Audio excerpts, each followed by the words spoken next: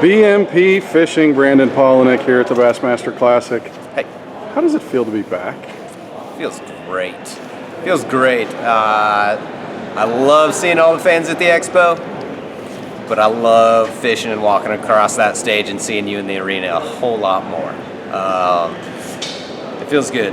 I mean, ultimately, this is why you come back, right? Yeah. One of the major reasons to do this stage. To get the feelings that you get from the Classic, the emotion that you get from the Classic, right? Whether it's at blast off or when you go into that arena and it's full of fans. That's what the sport is built on, and that's why I love bass fishing. It's those feelings that you get that continue to drive me. That's why I don't have a problem driving 40,000 miles a year or launching my boat when it's raining sideways.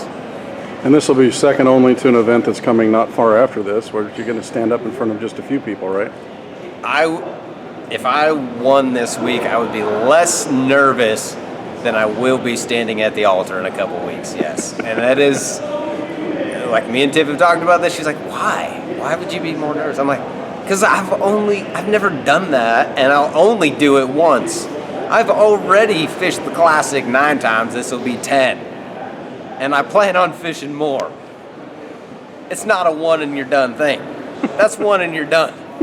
That's something to be nervous about.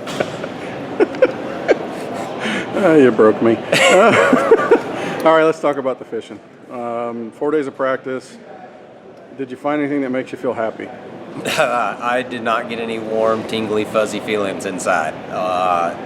It's probably been my toughest practice, but I don't feel like I'm out of it yet because it is fishing tough, and I feel like I can still figure it out on game day.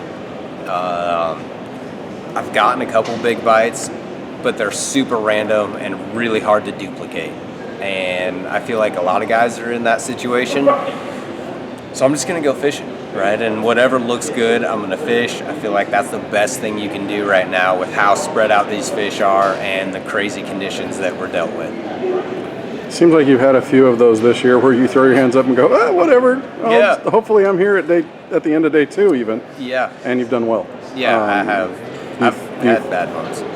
Is it, would you rather be dialed right now, or would you rather be kind of having to think your way through it? I don't think I ever want to be fully dialed because then that usually starts to close your mind to new opportunities. And so for me, I always want just enough clues. Like I would prefer to have a few more clues than what I've gotten, or to have a little bit of an idea, but I would prefer to always be on the side of having an open mind and fishing free rather than trying to force something that is potentially going away or not happening, right? If I have an open mind and I'm not locked into anything, I can wake up in the morning and say, okay, it's blowing 10 miles an hour out of the south, it's partly cloudy, this is what I'm gonna go do. And if that doesn't work, I can continue to adjust. So what weight tomorrow makes you comfortable for the rest of the week? 20 tomorrow, I think I got a shot.